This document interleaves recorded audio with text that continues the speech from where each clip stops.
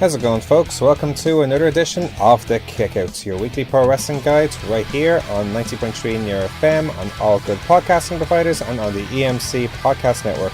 I'm Dave Cullen, and I'm joined by a man who's changed his name for reasons unknown, Daragh. How are you this afternoon? Thanks, Dave. Thank you. I'm very well. How are you? You call me Dave Cullen. I'm not, or dress. Well, be aware I'm Dave Cullen, but you just call Daragh now. I think it just works better with you as Dave. Really? Yeah. There's so many Daves. But you're just Dave. I'm just Dave. And when people just say Dave who, and they're just like, Dave. Dave. You know, Dave. Just Dave. And then people would be like, Dave who? Dave. Like, we're getting nowhere here. Dave. Yeah. Yeah, but I suppose Daragh is a bit more rare, so, you know. Like, exactly, and because you can get away with it. My name is spelled differently from other Darahs, it'd be like, where's Daragh? Which Daragh? Yeah, it's Daragh with the... Daragh with one R. Daragh with the one R. One R. Yeah, but with the GH. And the G... Well, a lot of... Most... Some don't. Some don't. Unless it's the Irish way, it's like Daragh. D-A-I-R-E or something like that. Absolutely, yeah. Yeah. Anyway, also... But you don't want to know those people. They're bad news. Yeah, I imagine so. Yeah. Anyway, also joining us as our special guest this week from the Superior Comics Show, returning to us on the show, Peter Hartie. Peter, welcome back to the Kickout. Mr. Cullen, Mr. Daragh. Nice to be here. Straight away he ruins it. It's Dave.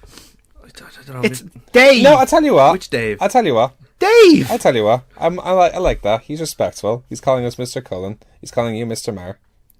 Call me Mr. Daragh. Mr. Daragh. Oh, did you call him Mr. Daragh? You called me Mr. Cullen. Yeah. Thank you. I see who you're sucking up to now for this, isn't it? You changed your name for reasons unknown. I don't want to pry. Dave did it just because he wanted to be cool. What? You asked for this? I didn't ask for anything. It is. I didn't ask to be called Daragh. Oh, well, will you like Daragh, don't you? Well, it's obvious. I'm not going through the process of changing my name. Before we move on, how's things with your show in the meantime? How's things developing with everything going on with the Superior Comics Show? Everything's going great, especially since Black Panther is just all over the news. So yeah. I'll be honest, it's a gold mine for any sort of social media. Hashtag Black Panther is getting all the attention. Yeah, you were telling me before the show actually that, or before we went on air, that it's breaking all the records like in the box office and stuff like that, which is amazing to me, like considering all the movies out there. So. Exactly. It's unbelievable. You're saying the highest rated film ever on Rotten Tomatoes? Yeah, to do with their kind of scoring system, they take into account the amount of reviews that's gotten. So for the volume of reviews and the score, it's their best rated movie ever. It's awesome. So if anyone must check it out. Like, I haven't seen it yet, but I mean to check it out. You guys I went to see it with Pierre. Great film. I think it's even better once you leave and you think about it and how well it was. Like, I had a really long analogy of what I thought the film was on the drive back from the cinema, comparing it to an Alex Ferguson Man United reign. Oh, really? Yeah, see, because I thought it was a good film, but I think it was overshadowed by the better Marvel films that we've seen. Okay. So, like, Marvel films have been spoiled, or Marvel fans, I should say, have been spoiled by how good Marvel films have been. Comparing it to how Man United fans have been spoiled for years and how good United were under Ferguson. And we've also seen some bad Marvel films, like we've seen some bad United teams under the likes of Van Hal and Moyes. But I compared Black Panther to a Jose Mourinho style Man United at the moment. Okay. It's a very good film, but people might put it down a little bit because they're comparing it to the greater films, like how Mourinho's doing a good job at United right now. Right. By the way, you totally know I'm a United fan, don't you? After this, but he's doing a really good job right now. But they're still comparing him to an Alex Ferguson team and thinking that it's not actually he's doing as well as he should. Interesting. But then you go home and think about it and think, actually, no, the film's actually completely not like that whatsoever. The film is class. Like, throw that analogy out the window. It doesn't matter to this film. It's just brilliant. It ages really well, and when you get home, it really, the more you think about it, the better it is. And Marvel are just killing it in the movie game. Let's not talk about the TNA of comic book movies, DC. They're really... Did you really see it like that? Yeah, I don't see it. Their best film they done was Wonder Woman, and when you look at that, the best thing about it was the representation. The last fight scene, when I watched it again recently, was a mess.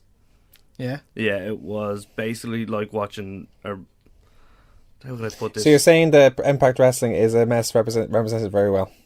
Yeah, fair enough. Yeah, represented very well. They're women. They're women look powerful. It's DC is like TNA when Dixie Carter was in charge. Basically, they need newly. Warner Brothers are burying them just like Dixie Carter buried TNA. Wow. And Marvel is what, like Attitude Era WWE right now or something like that? Would you say? I'd say NXT. Because NXT is NXT most right now. most entertaining to watch. Awesome stuff, yeah. Oh, yeah. Now, before we move on, we have to obviously acknowledge any of you who may have noticed our social media at this time may have noticed on our Facebook and Instagram page that we have new logos and images, and that's thanks to the very talented Philip Cotter who designed our new logos, and it's awesome, isn't it? Like we hyped it up a bit during the week, like or a bit like Well, a change is coming. It was a change. Coming. It was an awesome change. Yeah. And here we are. So we have new podcast, and it's a nice new image for the show now. So I think it looks great. I think it's something fresh as well. Absolutely. It's kind of our own logo too. It's us. It's like our theme song at the start. Like it's our theme, as well as this being our logo. So it's unique and it's awesome. So thanks again, Phil, if you're listening. And again, anyone looking for any merch ideas or anything like that, whether you're a wrestler, whether you're a podcaster like us, or anything like that, Phil Cotter merch design. They're the guys to go with. Or if you're an art fan, he's a fantastic artist who. Oh, his art's brilliant. Isn't some of his drawings are unbelievable. Unbelievable. Absolutely. Yeah. I think probably my favourite one that he's ever done is probably either the Randy Savage or the one that he did Jordan Devlin.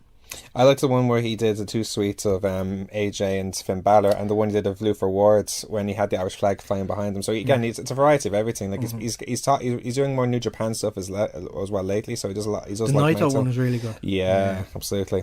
Anyway, we're coming to you from Near FM Studios in the beautiful North Dublin village of Coolock, and we'll be here for the next 2 hours, bringing you all the latest from the world of professional wrestling. We're reviewing the past week's action from CCW, OTT, and everything from WWE, and we'll be reviewing events coming up from the likes of OTT, Low Blows, and Pro Wrestling Ulster. All lots to come, but first we're going to start, as always, with the news. I hate to be the bearer of bad news. Also, good news, everyone! We're going to start with news concerning the situation with the WWE pay-per-views. As expected, some would say, the era of branded exclusive pay-per-views is over for at least for foreseeable future. WWE announced during the week that they'll be moving to dual-branded pay-per-views starting with Backlash in May. They had originally been 5 pay-per-views with both rosters scheduled for 2018, which were Royal Rumble, WrestleMania, Money in the Bank, SummerSlam and Survivor Series. Speculation about the change began at Newark, New Jersey, when emailed to ticket holders that Backlash will be a combined pay-per-view with Raw and SmackDown wrestlers. Dave Meltzer reported that the belief internally was that WWE was ending brand-specific pay-per-views, and company officials told them that the announcement regarding that was forthcoming. Meltzer also noted that the belief within WWE is that the formerly brand-exclusive events would be increased to 4-hour main cards with 2 matches on the pre-show. Elimination Chamber on February 25th is the last Raw-only event, and Fastlane on March 11th will be the final SmackDown show. Those shows will set up the direction heading into WrestleMania for both brands. WWE's updated lineup pay-per-view doesn't include Payback, which is scheduled for May 27th, or Battlegrounds, which was slated for July 15th. Extreme Rules has now been moved to July in place of Battlegrounds. So it's an interesting situation, how they're going forward. Like, do you think, do you think it's something where they're trying to add more appeal, maybe, to have both brands on each pay-per-view, maybe? I think it's down to ticket sales mostly. You think so? Yeah, I think that the exclusive show pay-per-views weren't selling as well as they thought would be. I think a big problem was that there wasn't as much interest. I look at it on the other side, where I thought it was great for even people on the lower card to get their spot on the pay-per-view, to at least have some sort of matches. But there was a lot of, say, show-worthy matches on a pay-per-view. But looking at it now, 4 hours for every pay-per-view is a long time. 5 hours if you include the pre-show. 5 hours if you, maybe it'd be a 2-hour pre-show, depending on, could be 6 hours overall. Yeah, that's WrestleMania level. That's SummerSlam, Royal Rumble times. That's a lot. Is it will it be doable to the casual fan? I don't think so. What do you think, Peter? I think it's a bit much. Like they need some like all high quality matches to keep you interested for that amount of time. On the flip side, though, you could look at the sense like, you know, it can look at a lot of reason why I think they do that is that it makes the rivalries more interesting for both shows instead of them dragging, like, especially when, let's say for example, with Fastlane being further down the line than Elimination Chamber this weekend, like all these dragged on rivalries which we're thinking, God, what's the story with everything like this, like we now it doesn't have to be the case because it all leads up to a month, like the way it always used to be back in the day, so that'd be a positive of it for sure. There's two sides of that again, like firstly you get that longer storyline which gives it time to build. Exactly. When you get these 4-week storylines, you have to go through things very quickly, and I think too quickly that people can't really sink their teeth into it. Well, that's the thing. I think sometimes, but if you think about it as well, sometimes if it's too long, you could argue though that its fizzling point was passed by the time it gets to the match. Like, you know, after what is it? Maybe I said of 4 weeks, which could be more time than you think to set up a storyline, as opposed to 8 weeks. Where all the heat of it was probably on the 4th, 5th, 6 weeks. Do you know what I'm trying to say? So maybe it has more of an impact, which could be more attractive to the viewer watching on TV. Could be. I think one thing that we may definitely see from this is a lot more cross-brand matches. Possibly. I think we'll see that.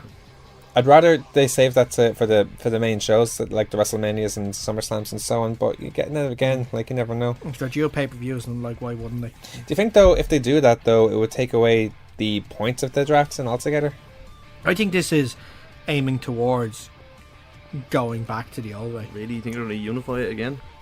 I think they should. They just love to do that stuff. Well, and I don't know why, but they just seem to love to want to unify everything together. They think that the roster's not big enough, and then the roster's too big, and then they have nothing on. If you look at it as well, though, if Brock keeps the title after Mania, even though they're dual branded, we'll still only have one world title match at the pay-per-views. That's a big consideration. Like I put that thought out there on Instagram when I put the video up over the weekend. So 2 world title matches each show now, unless Brock retains. Unless Brock, like that could be a big thing that Brock is going to sign on again after WrestleMania. So there'll only be one world title match. Brock will only defend every couple of months, so exactly the attention will be on the WWE and that time title. They might give the WWE title a rest. WWE title a rest? Yeah. You know what I mean? Have the Universal? Oh, okay. Yeah. Does they have the Universal title though? No, because if the times that Brock will then defend it at one of the lower pay-per-views, then they might not have a challenger lined up for the WWE title instead. Yeah, maybe. The champion could be involved in like a tag team match or some sort of feud like that. Exactly. Yeah, absolutely, yeah. So it's very interesting all the same. We'll move on in the meantime. Some news concerning Ring of Honor this week. Yes, after hyping that its arrival was imminent earlier this month, Ring of Honor has launched their Honor Club subscription service. There are multiple tiers available for Honor Club. Standard subscriptions are offered at either $9.99 per month or $99.99 per year, and an annual VIP subscription is available for $119.99. Each option includes streaming of our tour events and access to Ring of Honor's video on demand archive, but the VIP subscription includes streaming of all the pay-per-views as well. The standard subscription offers 50% discount for pay-per-view purchases that are made through Ring of Honor's digital platforms. The current video on demand archive only dates back to 2011. Aside from television episodes, there are 21 events from 2017, 36 from 2016, 32 from 2015, etc. etc. The TV archive dating back to March of 2014, the first season of Ring of Honor on HDNet, shoot interviews with CM Punk and Colt Cabana, Christian and Mick Foley, and a Bryan Danielson compilation are also in the archive. Other benefits include access to ticket pre-sales and 50% off Ring of Honor merchandise at their pro shop. In addition to their website, Ring of Honor touts that Honor Club will be available through Android and iOS services, as well as Roku, Apple TV and Android TV. Manhattan Mayhem on March 3rd will be the first event to stream live. It's certainly a big event that they're hyping it for, because that's the card when they have it's Cody versus Kenny. Is that the card? I'm pretty sure it is. I thought that was at a different event. I'm pretty certain it was. I think this one. What's their version of WrestleMania again? Their big show. It's not Manhattan Mayhem. It's something else. Super Card of Honor. Thank you. That's the one. Super Card That's of probably Honor. where it is. Okay, yeah, you're right there. Okay, but still, like Manhattan Center is like a huge venue where you have those shows anyway. So it's a hype towards that card. I think the Manhattan Mayhem show. I think that's the one where they're doing a tag match between Cody and Kota Ibushi against Marty Scurll and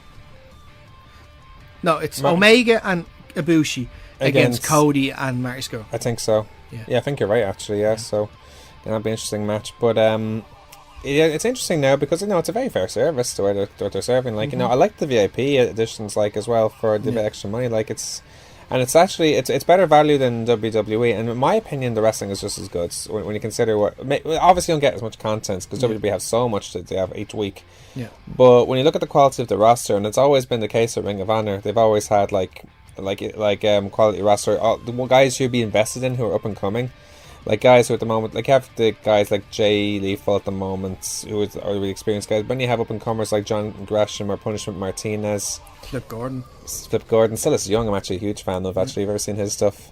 Apparently the Bear City Bruisers challenging for the Never Openweight title soon.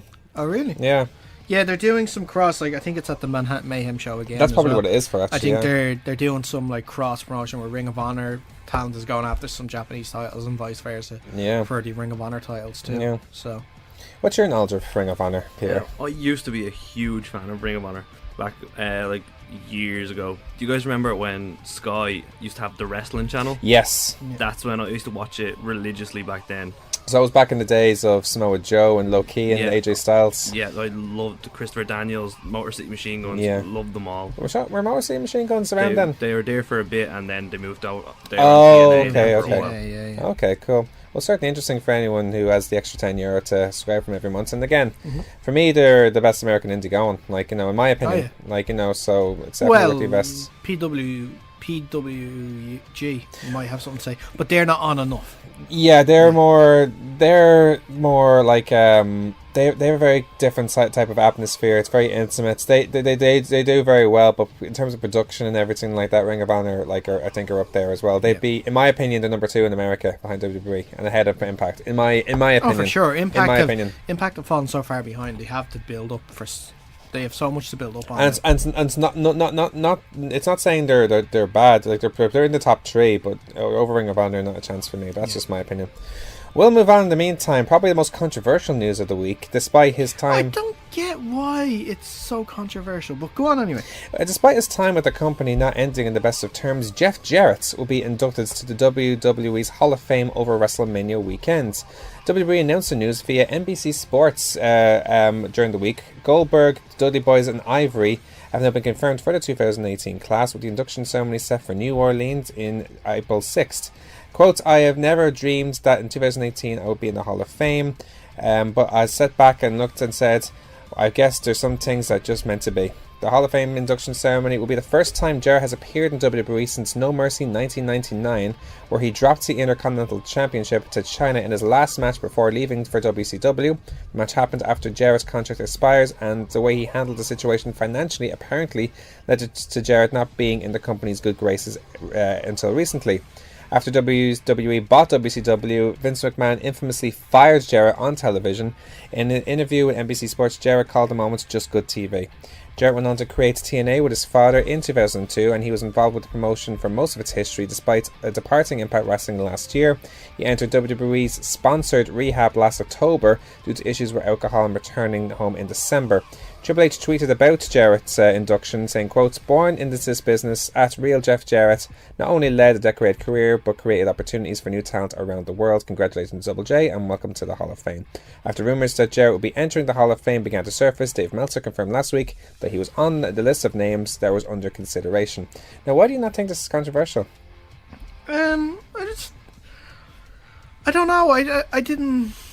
It's controversial for me, obviously, because of his history and stuff like that. But a lot of wrestlers have dodgy history and have been put in the Hall of Fame. That's true. You know? That's true. Like, Ultimate Warrior, Goldberg. Exactly. Randy Savage. It's interesting. Like, but like in this Kurt Angle as well was controversial. Well, because of what he did at the time. Maybe. you know. But in this case, it was a guy who, well, you know, I think Jarrett did something very similar to the Ultimate Warrior. Because apparently when Ultimate Warrior was in his prime in WWE, he asked for a lot of money, maybe similar to Jarrett, like, and he almost boycotted the show as a result. Yeah. And got fired first time around for that, similar to what Jarrett did here. But obviously Vince probably knew how to handle that way more in this case. Yeah. By the situation. So I did see there was a good meme put up of this somewhere. I can't remember where, so I'm sorry that I can't give credit to whoever made this up. But alright.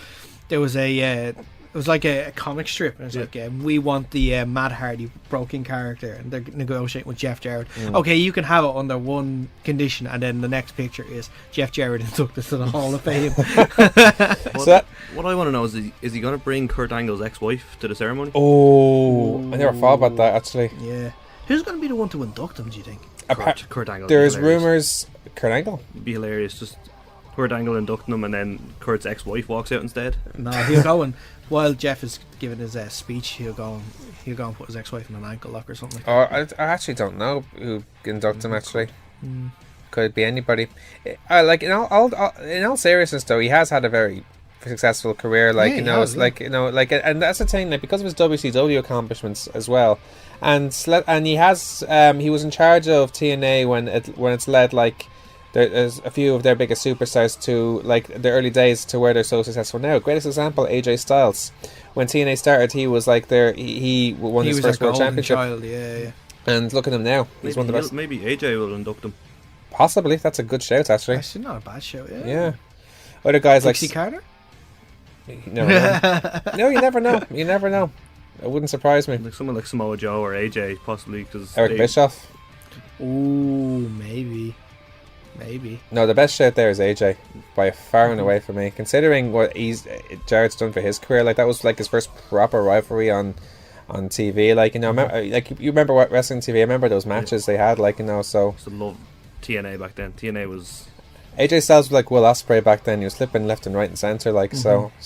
Like now still does kind of. Well, he does more, but he's not he's more grounded now. He's gotten his offense is more wise as he's gotten older. Like, you know, his offense is more WWE.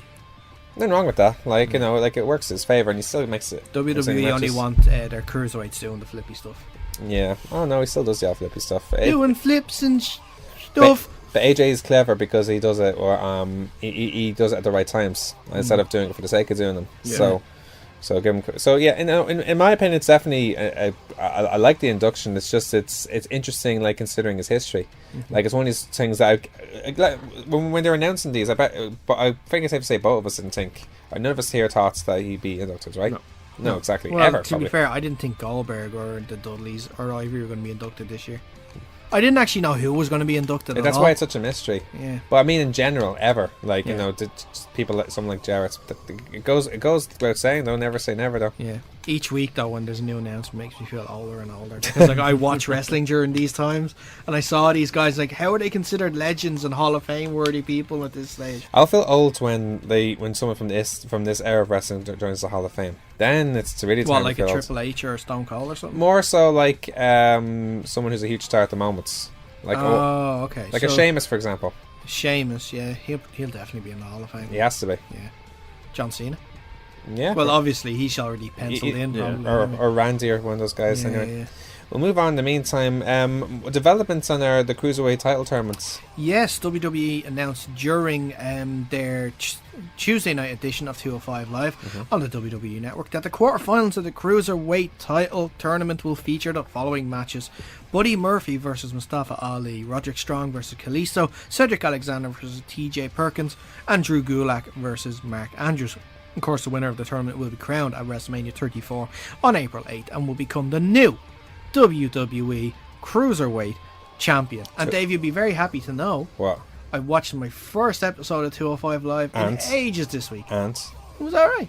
I watched it mainly because I wanted to see how Buddy Murphy would get on. Buddy Murphy's so good. So good. He's so good. We'll get onto it later on with review of 205 Live, but like seriously, I love his finisher, by the way. How class is that? He just seems to stand there, and then within a load of flips and stuff, or like a load of rotations, He's just gone, done. It wouldn't surprise. Again, when you look at the 8s there, like there's any of these guys you can imagine in the final. There's no dark horses, but there's obviously heavy favourites. I'm expecting Gulak and Alexander in the final. That's my predicted final for that. I think they're on the same side of the bracket, though. No, they're not. They're different sides. Are they? I'm pretty certain. Okay. Like you can check if I'm wrong, but I'm pretty certain it is. But you see guys like TJ Perkins or Roderick Strong or Kalisto, even Mustafa Ali, based on his performance, like against Jack Gallagher, like gone. Like anyone could be considered. Like I'm a huge fan of Mustafa Ali as well. Yeah, he's awesome. What have you thought? Have you got a chance to check it out since it's been done over now? I checked out. I mainly watched the highlights because I with work I never really get to stay up too late to watch the wrestling shows, so I kind of just watch the quick highlights. Well, see, I love cruiserweight matches. I love the flips and stuff. You know what I mean? The vanilla midgets, that's my area. That's the entertainment to me. So I watch them when I can. Who you are. Basically, I weigh enough to go on 205 Live, but then I went wrestling training, and turns out I can't do a roll without doing my shoulder in. Well, there you go. No, but again, like it's really exciting for me, like how it's all going, like and there's so many people who are actually getting way more out of their characters about it as well. Like Drew Gulak is the best example for me. I was starting to enjoy his pinpoint presentation bits and pieces, but now he has this like sadistic side now, which is what he had when he was in the Cruiserweight Classic, and it's great to see that again. I think that's the side you were eventually going to see if the Enzo storyline still kept going. Yeah, but it's combining the two, which is the beauty of it as well. So it's interesting to see. We'll move on in the meantime. Tommy Dreamer announced during the week that former WWE Cruiserweight Champion Rich Swann, who had parted ways with WWE, will appear in 3 upcoming shows from the House of Hardcore. Swann will appear at House of Hardcore 38 in St. James, New York, Philadelphia, Pennsylvania, and New Orleans, Louisiana during WrestleMania week. It was also announced by Southside Wrestling that Swann will appear for the promotion for their Speed King 2018 tournament on March 31st in Bedford, England. So straight away, it looks like he's already getting his promotions. Yeah, he's getting work. Straight back on his feet. Yeah, and we just talked about this last week. You know, we were a bit concerned of how he'd be represented or approached when going back to independent work. Thinking when I was listening to you guys last week, I was thinking the same thing. I was like, how will the crowds take to him? Because we as people have a kind of that kind of mentality, you know, we hear something bad about someone and we'll jump straight on it. That's it. Unfortunately, I don't see him coming here anytime soon. Think so? No. For reasons we talked about? For exact same reasons we talked about. It's a shame, but we'll have to see what happens anyway. We'll finish off the news with a roundup of results from PWU. Yeah, Pro Wrestling Ulster held their Live at the Compound event at the South 13 Belfast last Sunday. Results are as follows. Kano defeated Nathan Byrne in a PWU tag title #1 contenders match. The Enterprise, comprising of Luke Cullen and Liam Royal, defeated Super Nintendros, of which compiled of Owen Richards and Steve OG. Prento defeated Rocky Star. Lauren LaRue and Angelica defeated Valkyrie and Dmitry Krakovic. The Bandit defeated Kenny Grind by disqualification, and in a 3-way match, PWU heavyweight champion Tim Steed defeated JDP and loser Valentine. Now, I saw a few developments about this card now, just from the Facebook page earlier on before we started live. Apparently now, although the Enterprise won, now there's a show coming up this weekend. Yeah, Friday. Yeah, this Friday. Yeah, it was on last night. Oh, it was on last night. Yeah. Where the Super Nintendo Bros and the Enterprise will be challenging New School for the titles. Did you see New School's promo, by the way? No. It was so funny. What they were doing is they had Nathan Martin playing video games in preparation to go against the Super Nintendo Bros. But like LJ was like, "Well, you're playing FIFA." Yeah, but that's not good. So we are playing like Super Mario or something like that. Yeah. And he convinced them to eat flour as it was labelled protein. And he tried to do the blah thing while puffing thing. It was too funny. So other than that, though, Luther Valentine, who didn't eat the pin in that match against Tim Steed and LD and JDP, apparently he still claims he's undefeated. He's one of those guys. Yeah. Where if he doesn't claim the loss, then he goes all out. So. Yeah. The show last night, it was I think Justy's going for the title last night. Yeah, indeed. Phil Boyd's challenged Nick Aldis for the NWA World title. So we'll try and get a bit of a review for that next week anyway, so when things develop. But that's our news of the week. When we return, we will start our results of the week with CCW's Ladder Wars 3 right after a short break. In the future, roving bands of comic book podcasts will savage the wasteland, once known as the Internet. One podcast, the Grolix Podcast, may not be the biggest, may not be the funniest, may not be the most well-spoken. Wait, what was my point again? Oh yes, the Grolix Podcast. Listen to it at grolixpodcast.com. That's GRAWLIX podcast.com. We're back here on the Kickout, your weekly pro wrestling guide. Now, before we move on to our results of the week, we forgot to mention this in the news earlier on. The session with Martina, we just discovered, will be making her Japanese debut for Stardom in the tournament coming up. Yes, she's going to be spending a couple of months over in Japan. How class is that? Her and Candy Floss, wasn't it? Yes. They have been picked up by Stardom, and she's going to be over there for I think it's about 3 months. Fantastic news for her. Absolutely great news for her. Definitely deserved. She's working so hard, lately. So she's like she's been one of the top, not just female wrestlers but wrestlers in general in Ireland. She's the last 2 years. She's arguably the biggest, the biggest attraction. Certainly the most popular wrestler in this country. Yeah. Overall, my personal opinion, so. Yeah, and she's been making waves in Germany and over in the UK Scotland as well. So UK, but Scotland in particular with the ACW. So so congratulations, Martina, if you're listening. We wish you all the best. I think the Defiant show in April is going to be our last show at OTT. Really? Yeah. I heard a lot of rumours about that as well. So because she's going over, I think 2-3 weeks after that. So I don't think there's any other show before that time. So I think, Defiant will be our last show. Be interesting to see how things go on there. But anyway, we'll continue our show now with our results of the week. Oh my God! What the hell is going on? Oh my God!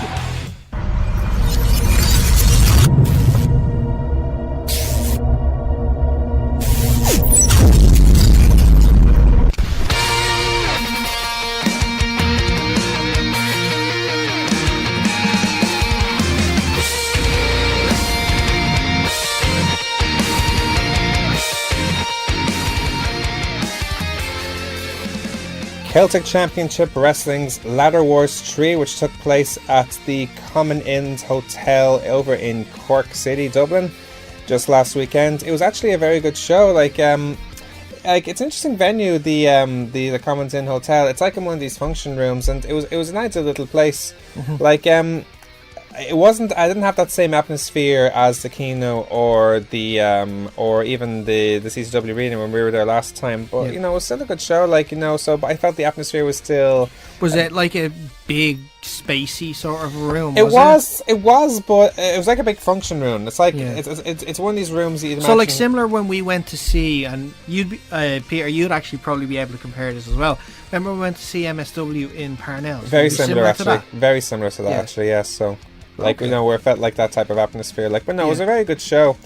We'll get into the matches very quickly. The pre-show match was between brother Amos and brother Jacob, who are apparently the henchmen of Vic Viper. He has a stable going on there. They took on the Belgian pair of Kurt Simmons and Maxime de Laras. It's a really interesting gimmick. They're like these two big, heavy guys. They're very similar to maybe a Heavy Machinery type of tag team. Where they'd be trying to use their strength. They come in with these white shirts, so it's like a right to censor sort of thing. Sort of, but in an evil way. But you were saying brother, weren't you? Yeah. Maybe they're like a religious cult Amish sort of thing. Something like that. I don't know much into the storyline of how they're getting on, but it's interesting how anyway they it was a pretty back and forth match. As you imagine, they get the heats, they come back, but in the end it was Amos and Jacob with the win. They're good potential, that tag team, so I'd like to think they'd do very well. Into the main show, the first match of the evening was Ricky Combat taking on Justy. As you imagine, Justy's being Justy straight away. Of course, yeah. He badgers into the crowds. They have there's part of the fans there in CCW that are very they be the only ones who would do most of the chants, Yeah. And it was pretty cool. They're bantering off each other a lot.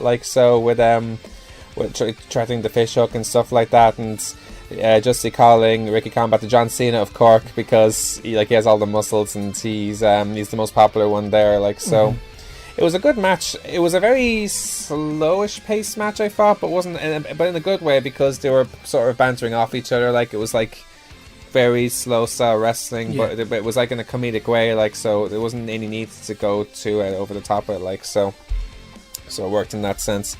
A very entertaining match. The CCW tag titles were on the line. The Armstrongs took on Flight Modes, Matt Schuyler and Axel Jeffries. Did you see the new Total Armstrongs? Yeah, I was going to say, although I haven't had the chance to obviously watch their on-demand service yet, I did get the chance to see the episode of Total Armstrongs. It was really good. That was the I'm guessing it was the one they showed where Butch had Jedi powers. Yes. Yeah. No, just explain to you, Peter. Right, so the Armstrongs are like they're cousins in this anyway, and because it was Ladder Wars, which was named after Star Wars, they Butch Armstrong, who's the youngest of the two, I think, or he's probably the most naive of the two, you could say, by his character. After watching all the Star Wars movies, he thought he was a Jedi, and so he controlled him to give him his wallet and his phone. He controlled him to. He made the remote control go to him by the hands, and he made him hit himself. Then, and he almost thought he killed him by doing that. But then, and he sobbed at his grave until he discovered. Oh, okay. Well, let's get ready for this tag team match. So, it was very funny. Like if anything, their promos are excellent. Like they're one of the funniest promos in the country, in my opinion. So yeah, they're definitely probably one of the most over guys in Cork at the moment. In Ireland, I think. In Ireland, and when it comes to tag teams, yeah, I'd say so. Yeah, absolutely. It's even when we went to that event a while back, like I didn't know who they were, but I took to them straight away. Absolutely. Like, immediately, I was like, I like these guys. It was an interesting match because by the storyline they were selling for this is that they're friends. In this case, here's Flight Modes, who are very athletic tag team, do a lot of cruiserweight style moves. They're both very athletic. And God, they really tore the house down with the match. Like some really, they did the over the top stuff they did was really good. So I think Matt may have hurt himself on one or two occasions. I was talking to him after, and he was really stiff after the match. But in the end, it was the Armstrongs who got the victory, retained the titles in a very entertaining title match. That was probably one of the highlights of the show. Now, probably the scariest match for me was the first ever women's ladder match in Irish wrestling history for the CCW women's title. Raven Creed against Debbie Cattell. There was no Billy Bedlam at ringside. Now Billy Bedlam is in the same stable as Raven Creed, so he couldn't get involved. He's daddy, so to speak. And anyway, and it was really scary because of for something like a match, it's very similar to the OTT cage match just gone. It's so different when you see it live. You can't help but feel uneasy that someone will get hurt, especially I don't know. For me, I enjoyed the match, but I couldn't help but feel uneasy throughout the whole thing. And it was a very brutal match. In terms of they really went all out for it. There was a stellar performance from them both. By God, Raven can chop. Yeah, I've heard chops, and then I've heard her chop. Really? No, honestly, that bad? No, if we ever do a chop forfeit again, we're not going to Cork. We're so going to Cork now. So going to Cork. We're so going to Cork now. You just put your foot in it there. Yeah, didn't he? Yeah. But anyway, it was an awesome match. In the end, it was Raven Creed. I know Bidley was upset that we didn't get to go to Cork today. He told me about this. He told me about it afterwards, actually. Yeah. So, but we'll see what happens there. Did he not give you one there at least when you were there? No, he never. No. I say he wanted to. Billy. Next time we're there. The one thing that made me particularly uneasy about this ladder match, and it was for both ladder matches, is that the ladders themselves were not the best quality. They had two yellow plastic ladders, I think, which I think one broke in this ladder match and the other one broke in the main match then as the main event. Yeah. So you had to use then a steel ladder in the end, but and they used it as weapons in the end. And again, they were very effective in the use of the ladder. So. Yeah. But again, it's one of these matches where you can't help but feel uneasy about. So again, I give both ladies all the credit in the world for their performance on that. So now in a triple threat match for the CCW All-Star title, Vic Viper took on Lewis Garvin and Tyler Bates. Tyler Bates making his CCW debut. Very entertaining match. Like, Vic Viper, one of the veterans of Irish wrestling, against Lewis Garvin, who's one of the best up-and-comers from Scotland, and of course Tyler Bates is Tyler Bates. It was interesting because what happened was Tyler Bates got the victory by pinning I think it was Vic Viper, but he had his foot on the rope. The ref there, and it was announced, new All-Star champion is Tyler Bates, but then another referee had to come out out of nowhere and make him reverse the decision. So, over something like that. Speaking of that, I have to mention this really funny thing that happened back in the tag team title match. Going back to the Jedi storyline from the total Armstrongs thing, it looked like Flight Mode almost upset, or got like a botched finish almost by having the foot on the rope over a pinfall from Flight Mode, and Butch uses his Jedi powers to have the match restarted by hypnotizing the referee. Like, that was so funny. Good. But no, going back to the All-Star title match then, so the match was then restarted, and then Vic Viper low blows Tyler Bates and then pinned him for the win.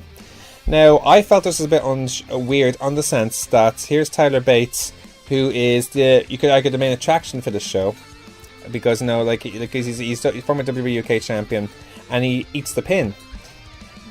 Now, the only way... No, I'm not saying it as... The positive to that is they're putting Vic Viper over by having him pin Tyler Bates, which I can understand, and I think it's clever in that sense, but it's strange at first. That's why I like, It is, but like you said there, I think it's great. It shows support for their own stars that are there, that they're willing to put them over this well-known name. But it is strange that you don't have the main attraction come out with the win. Absolutely. Yeah. It's kind of six of one, half a dozen of the other. Exactly. And it just builds up Vic so much that he can use it does. That. So like I pinned the UK champion. He can just use that. So yeah. So I know it's a weird one, but I think they get more out of it going forward. I don't see it as a bad thing entirely. I just see it as a bit. Oh, that's a shock. So. And nothing against either Tyler or CCW, but I don't think those two fit necessarily. So I don't know whether Tyler will be back there again. Who knows? I can't see why not. Even though it would be good to have him back there again, but. Because CCW is a different style of wrestling, it's more of a hardcore sort of style. It's true. But I don't think WWE want Tyler doing that sort of stuff. Well, who knows?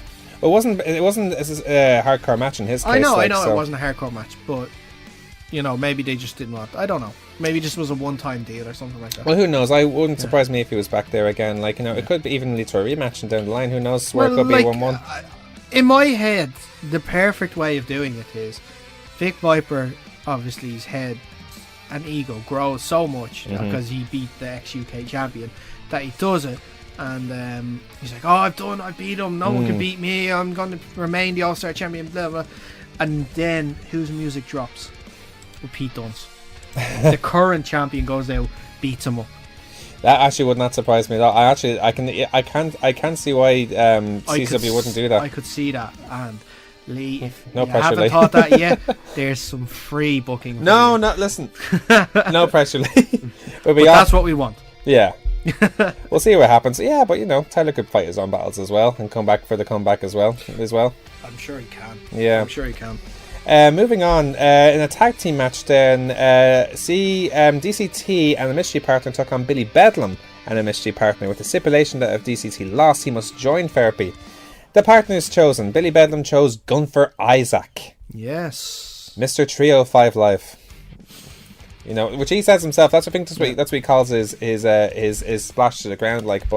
By God, he's gotten so good. And I think this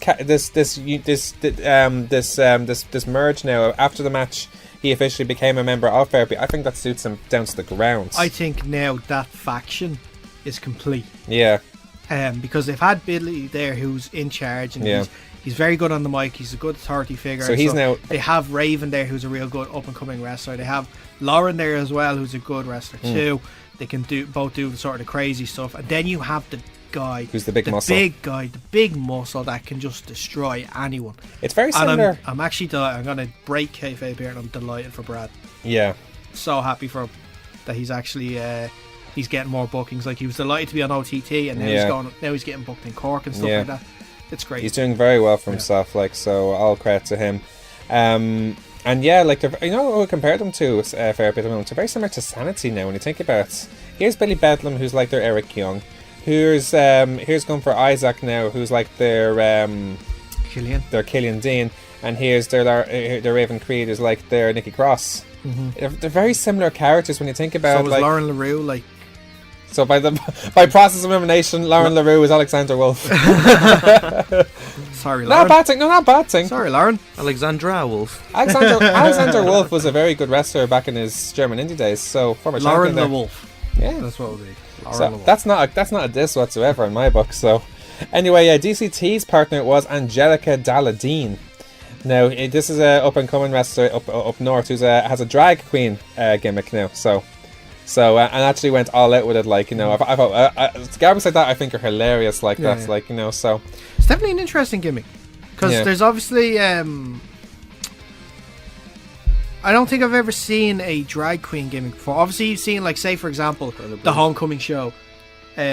Chuck Taylor dressed as Martina for a while, but not someone who solely goes as a drag queen by gimmick as opposed to once off 24/7. Yeah, like Chuck Taylor did. Yeah. Tyler Breeze used to do it every now and again, didn't he? He did like the Nikki Bella stuff for a little bit. Yeah, that was funny. That was hilarious. Yeah. But yeah, it's definitely interesting. It's different. Yeah, to do a full, to be like your full gimmick is an interesting one. It was DCT then who got the next victory. contender for the intergender title. Anyway, who knows? Yes, that's a gender neutral title. Sorry, that's a good call actually. Yeah. DCT though, and Angelica did get the win in the end, but Billy Bedlam and Gunter Isaac attacked with Raven Creed after the match, and so it looks like they stood strong. Me and Gunther had a bit of a spat at the ringside as well. You and Gunther. He when he got to ringside, he spits around my shoes and he walked away, and then he taunted me. Just like, come back and do that again. Come back and do that again. He kept flipping me off from distance. So I was Dave, don't get yourself in trouble. I'm giving him heat. Don't get yourself in trouble. I'm giving Dave. him heat. It's a compliment. If I give a heel heat, it's a compliment, isn't it? Heels have feelings too. They do. Yeah, but he didn't have feelings for me, did he? Do you want to be another Dom? Do you want to get flattened? We'll talk about that in a minute. Moving on, Pastor William Ever came to the ring, made an emotional speech noting that he has to vacate the CCW title due to injury. Now, we talked about this a few weeks ago, that Pastor William Ever, when he was in Progress, unfortunately tore his quadriceps in a match. I did see that. Against, I forget who was against, Roy Johnson, I think his name was. And he managed to clear the match as much as he could, but he vowed to come back and reclaim the title once he's fully healed. And then the CCW's Brian Moynihan then announced that a tournament will take place at the next event to crown a new CCW champion. So it's addressed the situation with the title, and it's interesting now. So it could be anyone who could go for that title. Mm-hmm. We talked about Vic Viper. It wouldn't surprise me if he was our next champion. He was supposed to take on Pastor William Ever in this card until his injury happened. So wouldn't surprise me whatsoever. And you have a lot of guys who could be champion there. You could have there's Bruiser, there's Danny Butler when he's back when he's back fit again. There's Justy, there's Ricky Combat. Justy's a good call. I was just thinking about Justy. Ricky Combat too. There's a few there already. Yeah, absolutely. There's definitely a few there. Jody Felch was the last one to challenge for it as well, so yeah, absolutely. Don't forget that. Absolutely. So definitely a lot of people out there who could possibly challenge for that. So interesting times. Austin Aries loves getting titles at the moment. Give him it. There's a good shout there. Yeah. Now the main event's the Champion Choice Ladder match between Joseph Connors, Troy Russell from New Jersey in America, and the Ballymun Bruiser. Now it was supposed to be a fatal 4-way with Danny Butler also involved, but due to illness he couldn't participate in the event. Again, it was a very good. I enjoyed this ladder match. It was very back and forth. It was Troy Russell actually is a very good performer. Like, if you haven't seen him before, like he has that brash sort of style. Like I don't know who I can compare him to, but he uses heat very well. Like, he's one of those guys who's deliberately looking for heat all the time, but he tried it very effectively. So.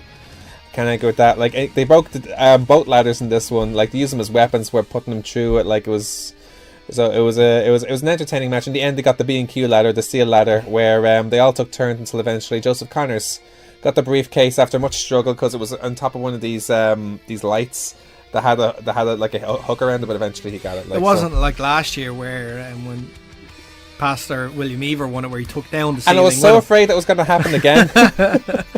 But no, it didn't. But the briefcase opened when he was trying to get it as well. So I'm like, this is the suitcase. Where's the contract? But anyway, so here's another one actually. Joseph Connors, who had a great match with William Ever when we went to Super Lariato Brothers in the summer. Remember the one that started out in the streets of Cork? Oh, that was a great match. Yeah. So it's definitely interesting matches up ahead. So that's CCW. They haven't officially announced. They actually have announced a date, but they haven't announced on social media yet when their next card is. But again, like, you know, the Commons Inn is a good place to go, but I think they're branching out to find different types of venues as well. Like they talked about how they're having license issues with the CCW arena, like where their training facility is. It's because they can't. They have no play. I don't think they could. They haven't gotten a alcohol license there to sell it yet. Yeah, and they can't have people drinking on the premises either. I think that's why they had to move from there. So they were in a GA hall beforehand, weren't they? Yeah, I think so. And then they moved to the Commons Inn, and you know, hopefully they get a place sorted out. Like if the Commons Inn is the place to be from now on, then fine. I just like to see them in one place. It's not too far away from the city as well. It's about half an hour walk from the city. Yeah, you walked it, didn't you? Even though you can get the bus. Yeah, well, the thing is though, because I'm unfamiliar with Cork, I couldn't really find a like the best bus route to get. It's a bus errand bus as opposed to like Google Maps. Bus errand is like their Dublin bus, by the way. You know? But even with Google Maps, I think even like when I'm unfamiliar with a place, I'd rather follow the walking route rather than get off at the wrong bus stop. Yeah. Anyway, congratulations to everyone for CCW for an awesome show. We'll move on though with our results of the week with OTT Contenders 6. OTT!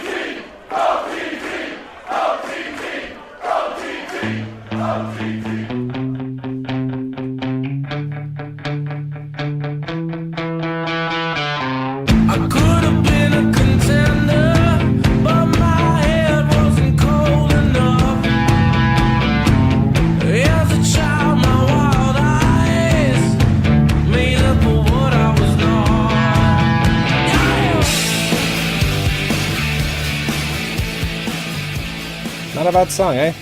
It's a good song. Called The Contender. I actually forget who it's called from. I'll have to get a credit for it as soon as I find it, but it's something different, like, you know, and it's appropriate considering like his Contender and all stuff. So OTT Contenders 6, which took place at the Ringside Club National Stadium in Dublin.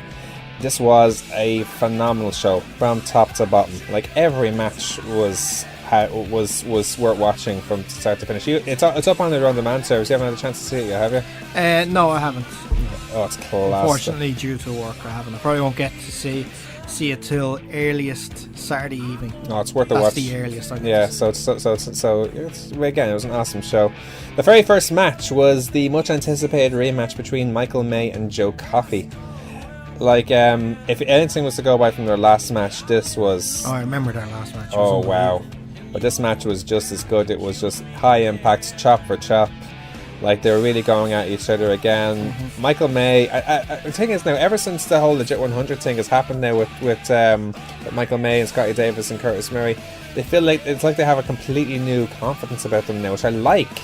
Like, they're still more or less the same wrestlers, but they have this added ingredients to them. It's just making them push that much harder, like, and it's giving them the new sort of way about them now, and they're having their matches. And it showed, I think, especially for May in this match now, where it was a terrific match. Like, he went move for move with Joe Coffey, like, and it was almost like the last match where Michael May was incredibly resilient, where it was very touch and go for a while, like, but until Michael May finally got the comeback, and I'm not sure how he beats him in the end, but again, it was a terrific match. So it's great to see Michael May get the win.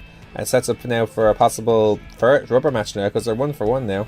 So, and I'd like to see that match at the main show, actually. Like, it was both quality shows. Why not have it in the main show? Although I wouldn't complain if it was on the Contenders again. I think it would belong in a Contenders. Yeah. I think it'd be unfair to take it away from a Contenders show. I see what you mean, yeah.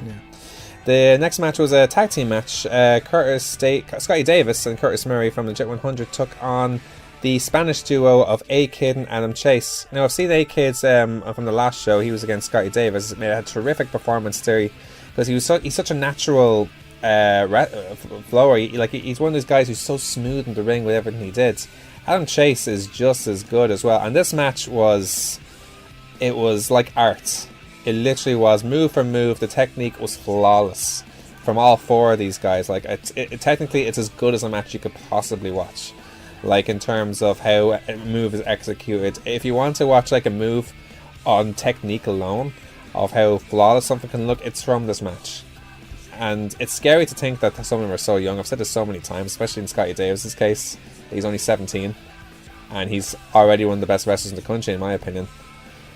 And it's an amazing match. Yeah, he's unbelievable how much, like, even in the last year, he's improved as an in-ring competitor.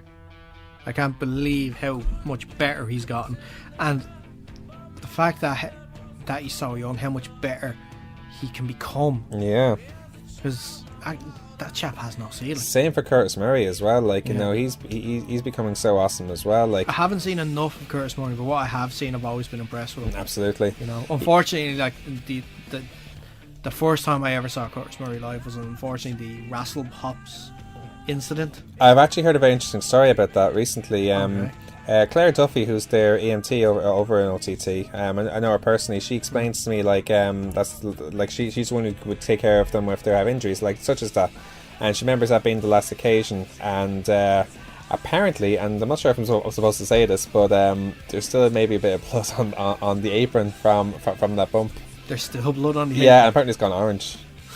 So, well, at least a part of Curtis Murray will always be there. Yeah, an OTT event. Yeah, exactly. So in a way, it's nostalgic. In a way, it's like he's left his mark. Not the mark he probably would want to leave, but all the same. I don't think anyone wants to leave that mark there. It was a terrific match, though. A-Kid and Adam Chase. You haven't seen these guys before, you must check him out, especially A-Kid. That's twice now in a row A-Kid's come over, isn't it? Well, in Dublin shows, he was a regular for the both of them were in CCW before. They had they were challenging for get their top spot in the CCW tag team division. This is when the Armstrongs were getting their push for the titles, but they're so enjoyable to watch. If you haven't seen them yet, check out Triple W, which is the main promotion in Madrid where they're both from. Like, apparently they, like, I was talking to him after and they said I thought it was all Lucha Libre wrestling, but apparently it's very similar to OTT. It's a bit of everything. Cool. So I definitely recommend checking it out. Like, I saw the trailer for one of their shows. Yeah, worth checking out. Now, the Polo Promotions, Mark Coffey and Jackie Polo, infamous from ICW, took on the very entertaining Club Tropicana, Captain Sexy, he calls himself, and Aiden Apex. I tell you, lads, I have never laughed so hard of a match in my life. Like, Club Tropicana are just so funny, even by accident, because at the very start of the match, but during their entrances, I think what happened was one of the guys at ringside might have spilled water in front of them. I think it was maybe Amy or Nathan in the front or something like that. And what happened was, like, here's Aiden Epix who's gone for a high five, and he went for so much he slipped on the middle of the floor, and oh god almighty! But just the way they go about it, the way they took the chops, the way all the antics in between it's so funny. I can't even describe it. You have to watch the match, because I guarantee you, if it doesn't put a smile on your face, you're not human. Oh no, I remember I've seen a few of their matches.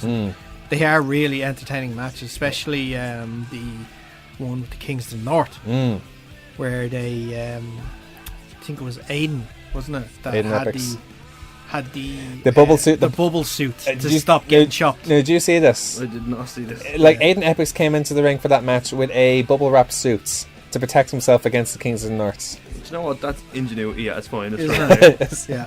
In this case, I'm not sure what. I think they used oil to get them to slip themselves out of rings. In fact, I think they used a tanning spray to blind Foxy while they got an advantage or something like that. So it's stuff like that. So, in the end, it was Polo Promotions who got the win, but it was such an awesome match. So. Now, you may have heard about this whole thing with all the different stables now. They're in the Contender Show specifically now. Eddie Stone now, who's part of the Mongols stable up from Belfast, along with Russell Dempster and Gavin Fitz, made his singles debut for OTT Contenders against Terry Thatcher. Now, Terry Thatcher, who's usually a heel when he comes out, he's usually very he's very low key about it. Like he's like the heel who's like, oh well, you know what, I'll beat them up, you know, oh what's the crack, yeah, that sort of guy. So, but this guy Terry Thatcher for me is the performance of the night, because he's done stuff which I've never seen before. He's usually a very ground based wrestler. Yeah, he had high flying stuff that just came out of nowhere. He just jumped up on the ropes and dived over them all like there were nothing. And I was really impressed by him. I've seen he's gotten a lot of compliments online from and that's fellow right. wrestlers there, saying that was probably his best OTT performance. And it was, by far and away. You have to watch the match to see what I'm talking about. I'm liking this Mongols thing, though, from Stone, Dempster and Fitz. They're almost like a shield. Like, you know, because all three of them came out from different entrances. Here is Stone who came out the main entrance, and you had Fitz from the back door and Dempster from the front door. Coming in, like, so it's very cleverly done. So they're like the bad guys from this whole Sable thing, I think. Like you have Legit 100 and More Than Hype, who are the faces from Dublin, but then you have the heels from Belfast, the way it's gone. Now there was supposed to be the 6-person tag that was straight after that, but out came it Up the Tuck. Now Dom Tuck, right, who made an impact at the last Fight Factory show by trying to have a say against Jordan Devlin, made his OTT Contenders debut to chants of Cashmere Cardigan. That's another story. Oh yeah. Have you heard about that, actually? I have. So just to explain, what happened was, Dom Tuck wears this Cashmere Cardigan, which Jordan Devlin, who got a bit of stick from the way he said it. I don't know. I can't describe how he actually said it. It's like telling him where to get your Cashmere Cardigan back, or the way he said it, or something like that. I think I did see that video. Yeah.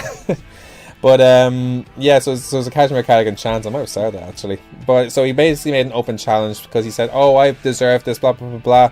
Who comes out? Gunter Isaac. All 6 foot, 300 something pounds of him. Squashed him in like 3 minutes. It was entertaining though. So poor Dom.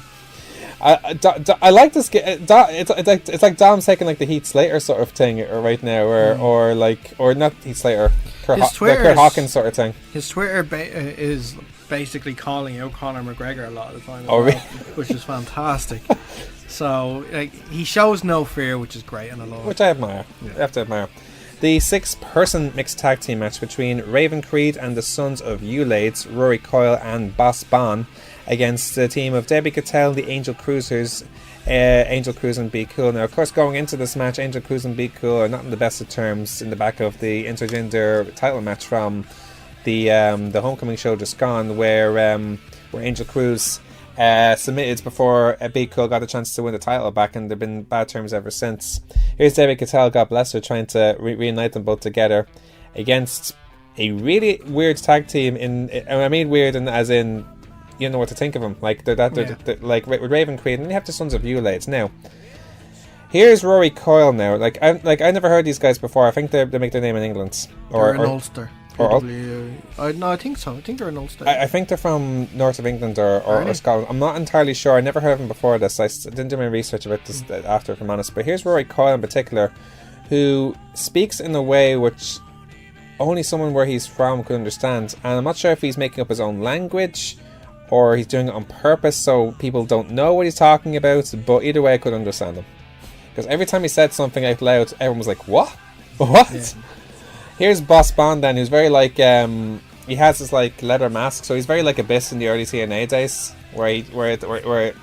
but he's like Cactus Jack, who makes the Cactus Jack's chants when he does, like when he runs to people, like, and go rah, rah, stuff like that. So sort of like a Leatherface, something like that. Yeah, he wears the overalls and stuff. It's very like Leatherface. It's very like the Texas Chainsaw Massacre sort of thing. Like, so in the end, though, it was Debbie Cattell. Actually, I have to give her a huge compliment because she managed to power slam them all.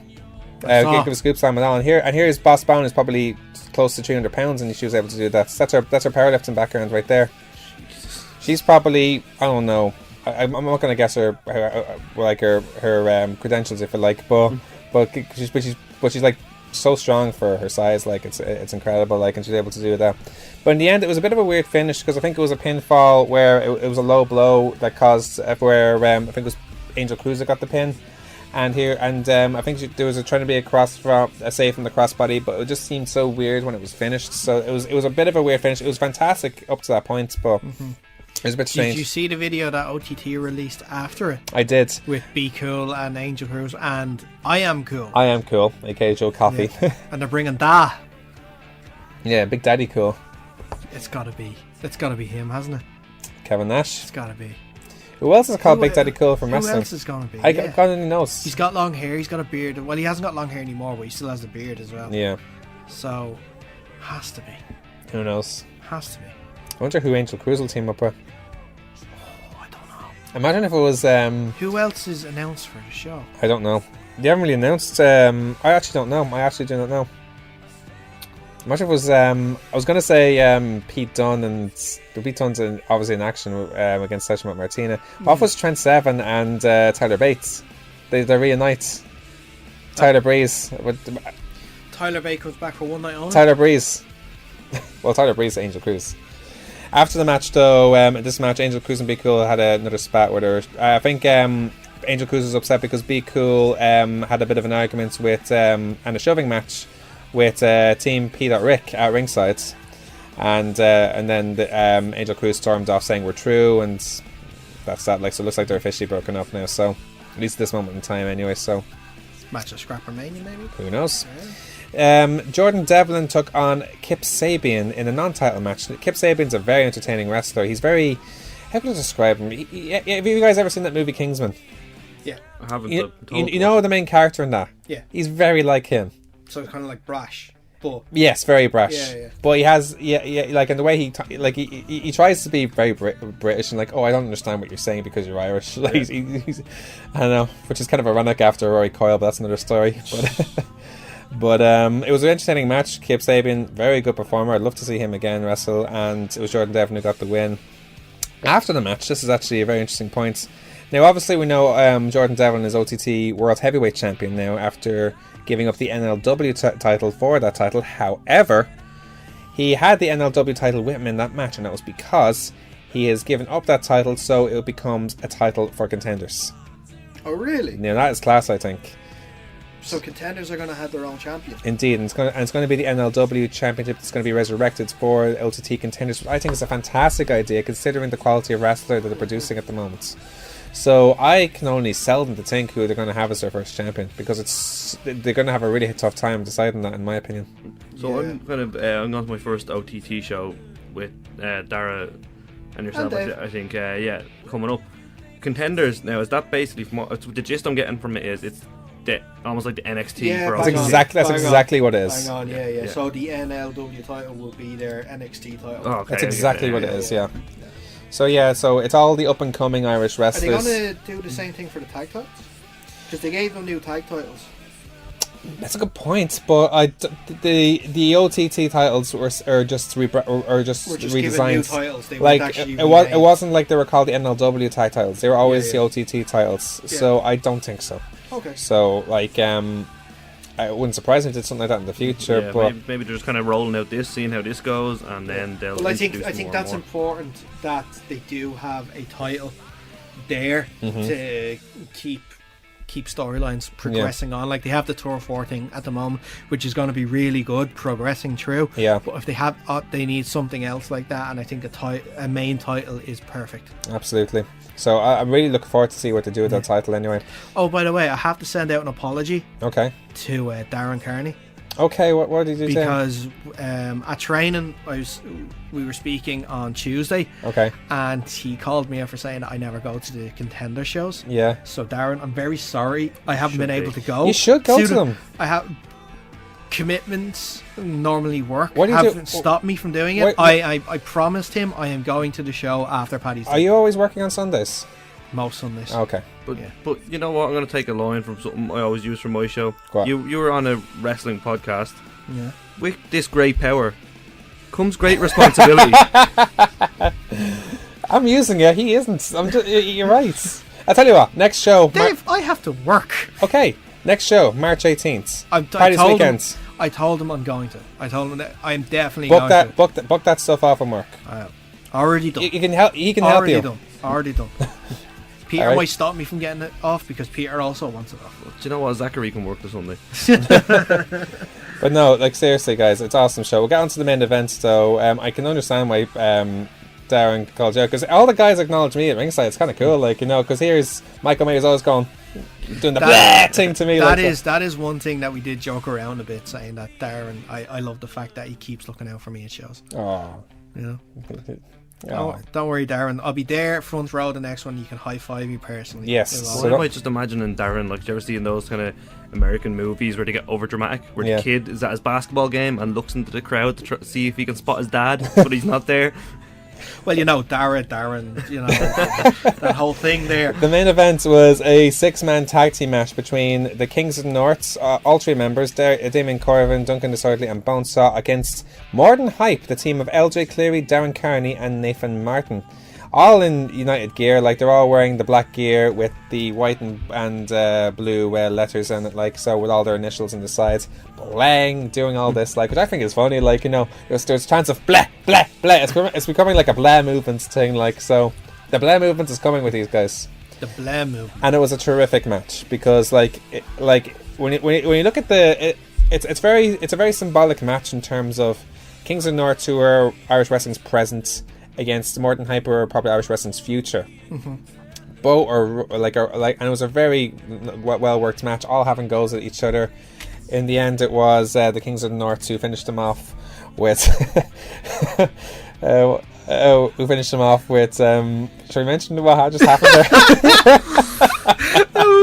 Dara's taking my Spider-Man voice way too seriously. Oh, no, I'm sorry. I couldn't contain myself. And what happened was. I was messing with my hairband and it flung and hit. It flung at me and I just flew it back, and we couldn't help it. It was a perfect shot as well. Like, I'd never do that even if I tried. In the end, though, it was Kings of the North who came out on top, but everyone was complimenting each other, so it shows how much the Kings of the North are appreciating what's coming up ahead of them. So, like, in the end, so it's really game to see what happens there.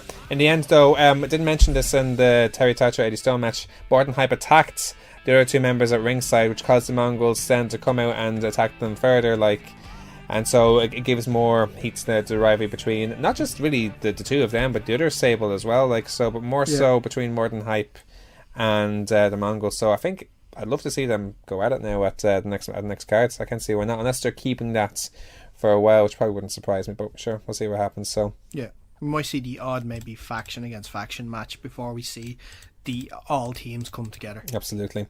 So the next show, Contenders 7, will be happening now on March 18th, as we mentioned. So the people included so far are Travis Banks, Chris Brooks, Chris Brooks from CCK, and Jonah Rock will also be there. So it's definitely an interesting card ahead for that. But that's OTT Contenders. When we return, we will continue our results of the week with WWE, starting with Monday Night Raw, right after this short break. You're listening to the Electronic Media Collective Podcast Network. Yeah, it's a mouthful. For more great shows, visit electronicmediacollective.com. We're back here on 90.3 Near FM with the Kickouts, your weekly pro wrestling guides. Now let's continue on our results of the week with Monday Night Raw. Welcome to Monday Night Raw! The whole Raw is just worth talking about that Gauntlet match. It was class. Yeah. And it was such a cool way for a go-home show for Elimination Chamber. It's such a good way to do it, in my opinion. Like, it was decided on the day as well. Did you hear about that? No, was it really? Yeah. Vince McMahon decided on the day that he just wanted to do a Gauntlet match. Keep thinking on the fly, Vince. Yeah. It seems like that's where these ideas come from. But it was an awesome match, and Seth Rollins, what a performance! Wow. When you think about it, like, it's performances like that from wrestlers, like whether it's in the ring or out of the ring, they make you think, wow, God, like they're either they're doing this for a reason, or, like, you know, it makes you question what could happen, like, you know, if you know what I mean. Yeah, I don't know. I thought it was just a little weird to have the full Gauntlet match there, obviously hyping up Elimination Chamber. You still don't know yet how it's going to start. I'm guessing it's a triple threat starts with. Right. We still don't know if 2 people are going to be put in the same pod or are going to have a special shark cage pod above them. I don't know. I hope they don't do that last one. I think WWE need to leave shark cages alone. They need to definitely leave shark cages alone. No, they won't, because they have them as part of their kids merchandise. It's not going away. Then, but see, they didn't. They had a They silly. literally play with the idea. They had. But dum. They did nothing for really the women's match. Like, this is the first ever women's chamber match, and they've put no hype behind it at all. Well, they put more hype behind Ronda Rousey signing her contract. Let's be fair. I'm not sure I agree with that. They gave them They gave it an interesting. They gave edge. them a 6-man tag. They gave it 6-woman tag. But they gave it an interesting aspect with Mickie James and Alexa Bliss now. What's going to happen there? Really? I know it's not the best type going into it for a first match. I think where Dar's coming from is kind of if you put the build up for the two chamber matches alongside each other, Right. you see a huge gulf in attention being brought to the men's and the women's getting this. It's building up to it, but it's not as much as it's building up to the men's. Yeah, but like not even comparing to say to the men's chamber match, but looking at them saying this is the first ever women's chamber, they put so much more hype into the first ever women's Royal Rumble. Obviously, it's a bigger match. Right. They put a lot more hype into the first ever women's Hell in a Cell. They put a lot more hype into the first ever women's Money in the Bank. Shout out to the winner, James Ellsworth. Shout out to Jim White. Yes, of course. But you know what I mean. It's, I think for a match that's been so long in the making as well, it's another step towards, basically being on a par with the men. They kind of shoved it down. They pushed it further down than it should have been. Well, let's bear in mind this was a last minute decision, as you say, and they probably felt. I don't know. I don't know what the thinking is. What the thinking would be behind it. By your arguments, like why would they? What if they're trying to? But see, it's not just this week though. I'm talking about in general. It's been the build up in general. Maybe they think it just kind of hypes itself up just by being the first ever women's. Which isn't the way. Which I can understand if they're thinking like that. To hype it up yourself, it can never hype it up itself unless it's advertised enough to be hyped by itself. If you know what I mean. Maybe. Is this going to be one of the last of their first evers as well? The last Raw exclusive pay per view is. No. I'm talking about the first ever women's so-and-so match. It's going to be the last one, yeah. So you think unless it's the big one, which is the first ever women's match to main event WrestleMania, which probably won't ever happen. You never know. Not for a long time. You never know. I'm sorry, it won't for Charlotte versus Rousey main event WrestleMania one day. No, it won't happen. Who knows? It won't happen. It certainly will happen this WrestleMania anyway. So certainly not. Anyway, not while Brock and Roman Reigns are still breathing. It won't happen. Anyway, in the Scotland match though, it started off with Rollins and Reigns. It was actually a really exciting match. That match alone was 20 minutes. And that was an awesome match. And I want to see more of that because there's rumors now of that could be the rivalry after Mania.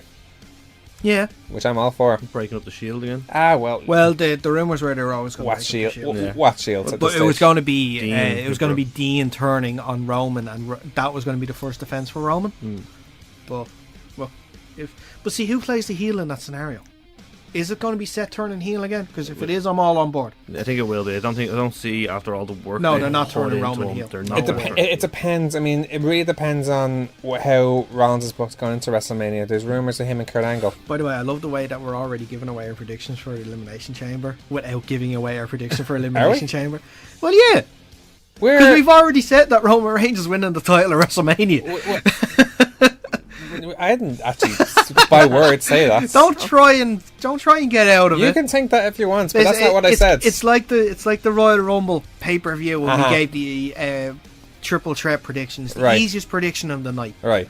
And that's what the Elimination Chamber match is going to be. It's going to be the easiest prediction of the night. I don't know. This performance makes me question it, if I'm brutally honest with you. No way. This performance. It's classic. It's classic tactics there for promoters.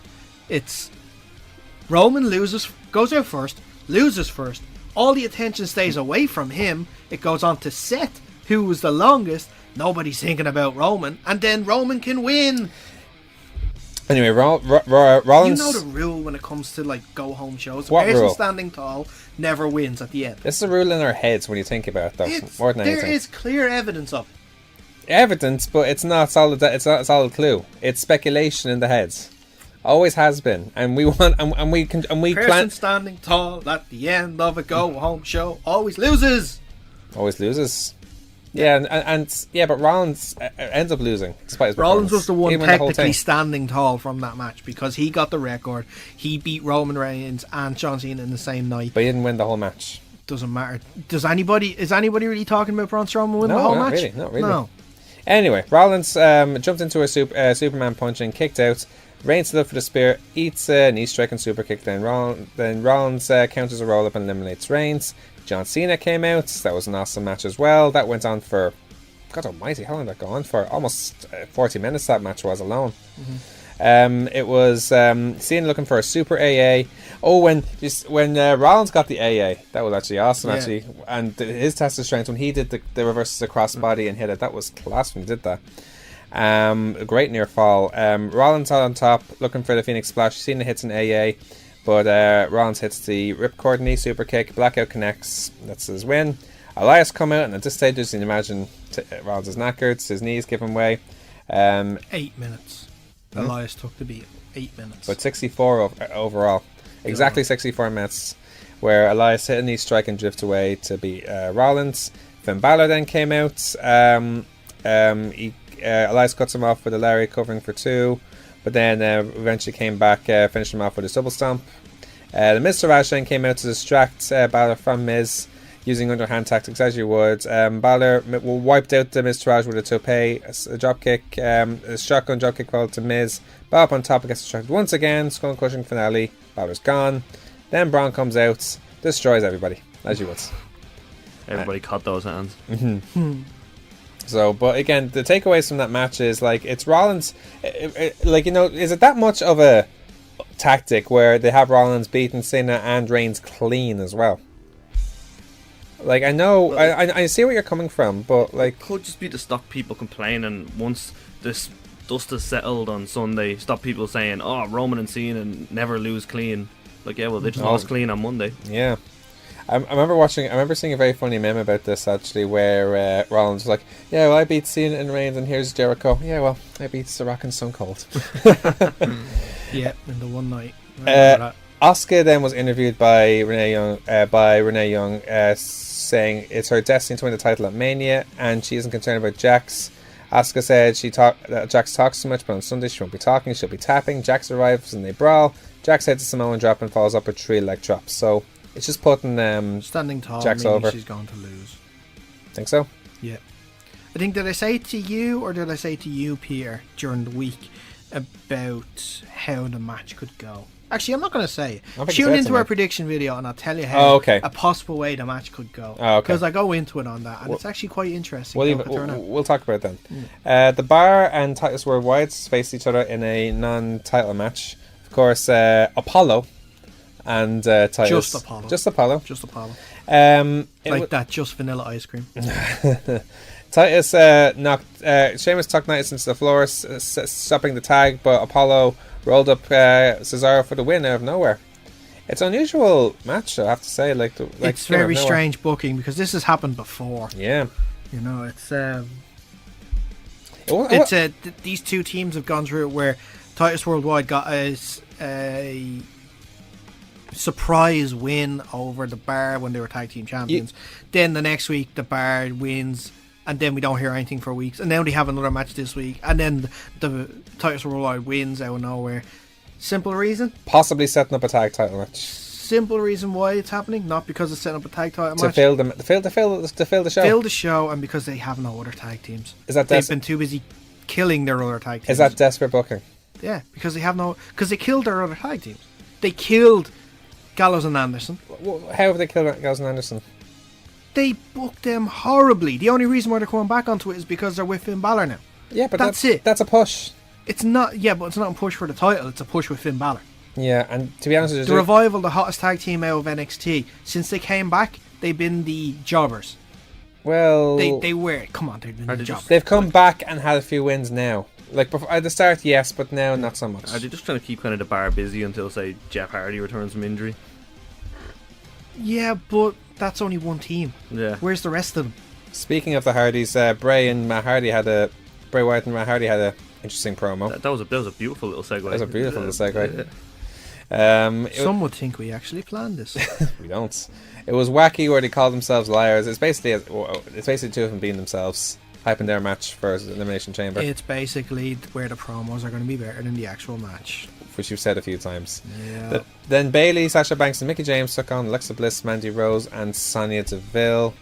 It ended when James tags in Banks, Bliss in as well, and Banks runs wild, hits the double knees on Deville on the floor, and then back in double knees follows on Bliss.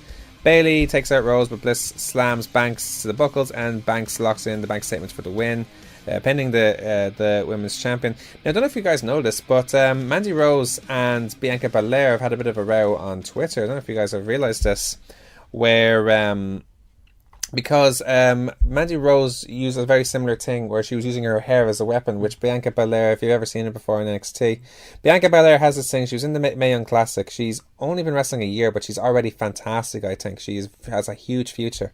Very athletic, very diverse move range. She has this very long hair plait which she uses as a whip against her opponent, which I think is so unique.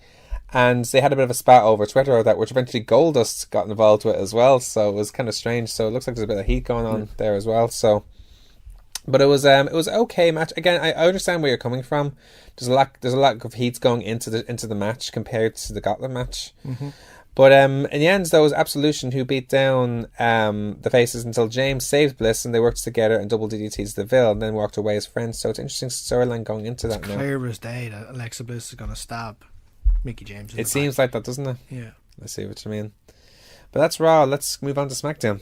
Come on to the Rock Show, to the premiere show, SmackDown. It started with AJ Styles talking about the Fastlane main event and how he feels it can be any man who steps into the ring with him, but then a fatal 5-way is different and dangerous. Baron Corbin came out saying that see Styles the way can beat that him. Renee Young is double jobbing now since Dean got injured. And so was Corey Graves. Yeah, but Corey Graves was always doing it. Just, yeah. You know, it's trying to add to the whole thing that, who was it? Just Samoa Joe was saying that she has to support two people now because our fella is gone off injured. It's like, oops, it's kind of true. Yeah. Corbin reminded Styles that he beat him the last time they faced off, and Styles is just an athlete while he's a fighter. Kevin Owens came out then saying that Corbin isn't so tough, but Corbin reminds him that he beat him last week, and jokes about him having Sami cut off his back, then saying, oh wait, you're missing an emerald. Oh, Sami Zayn isn't here. There you go. Shane arrived and said and set up the match between Corbin and Styles, and Kevin Owens will face Dolph Ziggler right there and then. It was a good match actually. This match was one of my top 2 this week. Yeah. We ever seen these in the match before, did we? I don't think so. Not as good as this. Yeah, it was class. Not as good as this. This was absolutely brilliant. Again, Dolph Ziggler, when given enough time, can deliver as well as anybody. The hype is real with him, as far as I'm concerned. So, Ziggler hit the corner splash. Sami arrived to distraction, and then Kevin Owens hit a sick super kick. That was sick. Man, that was pretty painful. All right.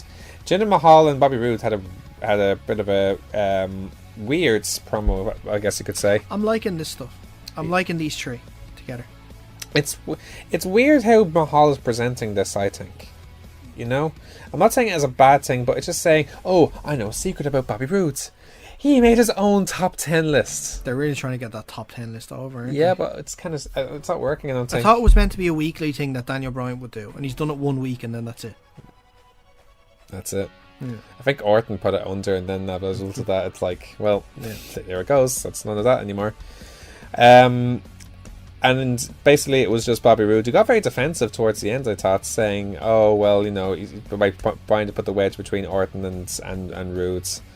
In the end, though, it was Mahal who attacked Roode's. It was Orton who attacked Mahal, and then Roode attacked him. And then it was Orton who countered the. It was Roode who countered the RKO with a DDT, and then Mahal came in and gave the class to Roode. So it's typing their match for the US title triple threat match. It was interesting. It's interesting, but just the way it's presented with that top 10 thing, I just thought was strange. That's just me though. Backstage, there's still a bit of got back and forth between Daniel Bryan and Shane. At least it couldn't be any worse than when he was doing the racist stuff on Shinsuke Nakamura. That's very true. Can't get any worse than that. There's still a bit of back and forth between Daniel Bryan and Shane McMahon. They're debating over who Roode should face, whether it's Mahal or Orton. Eventually they went with Shane said it's final. It's Orton against Roode. And you still, it's like, do you feel like it's going somewhere? Like it's such a slow process that we don't know when the trigger's going to be hit. Like you know. Exactly. It's just they're keeping you on your toes. They don't want to give it away at all. So it's holding out. Just keep it going. Let's see how it goes. One day Daniel Bryan will crack. I'll lose his temper. Yeah, I think so. The Riot Squads took on Charlotte, Naomi, and Becky Lynch. It ended where to finish? Oh, it broke down where Becky was looking for the disarmer. Liv Morgan made the save, broke down, but Ruby hit the Riot kick on Becky for the win. Solid match. It was a strong match actually. I liked this match actually. Like it was a good win for Riot Squad. And after the match, then later on, Ruby Riot's challenge Charlotte's it's about her title down the Fastlane. So. Yeah. Which I'm all for. Like Ruby Riot, I'm enjoying the Riot Squad in general now. Personally, like they're all like I'm not making the same impact as Absolution. Yeah. I think Sonya Deville and Mandy Rose are making a huge impact on Raw, but I think now the Riot Squad are slowly catching up. Like I feel they're always second to Absolution, even with Paige injured. I think that maybe that's because maybe Absolution had to push that bit extra because Paige was gone. Exactly, and they're stepping up big time. Whereas I think now they're starting to catch up to that now, and all two of them, like and they're getting booked properly. Like they're not going over and then under straight like that. They're getting back into the races straight away with it. Their booking is really good. Exactly, unlike Becky's. Are you a bit sore about that? I've been sore about that for months. Oh, really? Becky's eating so many pins at this stage; it has to be an addiction. Nice way of putting it. Sammy and Kevin had a bit of a chat backstage where Sammy said that Kevin needs his guardian angel and said he has his back and wants to pay back his friend for all that he's done. He promises to help Kevin take everyone out and then he'll do the right thing and lay down for Kevin. And Kevin seemed very perplexed by that, so it's like, really? What? Yeah, you're so confused. I think he's still a little his head was still ringing a little bit from the zigzag and probably super kicks. So confused by the whole thing. Yeah. The New Day took on Benjamin and Gable in a number one contenders match for the winners will take on the Usos at Fastlane. It was a brilliant match actually. We talk about what do you think of Chad Gable in particular, because we split him highly on this show.